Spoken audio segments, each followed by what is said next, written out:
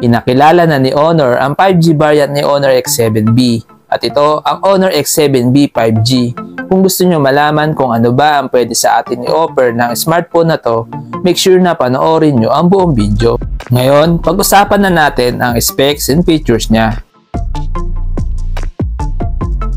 Meron nga pala siyang 6.8-inch Full HD Plus IPS LCD display with 1080 by 2412 pixel resolution. May 90Hz refresh rate at ito ay may 850 nits peak of brightness.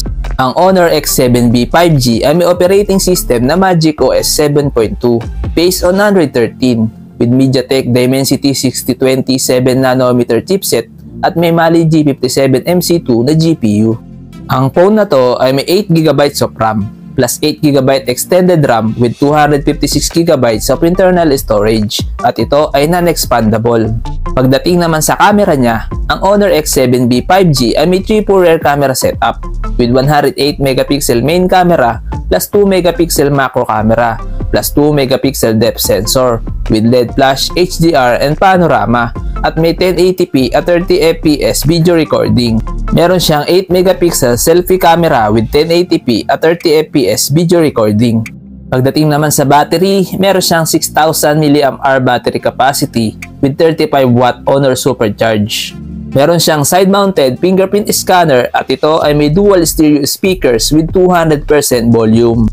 Sa dimensions, meron siyang 166.7 by 76.5 by 8.24mm at may timbang na 199 grams at ito ay may dual SIM. Sa connectivity, meron siyang 5G, dual band Wi-Fi, Bluetooth 5.1, GPS, GLONASS, Galileo, PDS, headphone jack, OTG, and USB Type-C.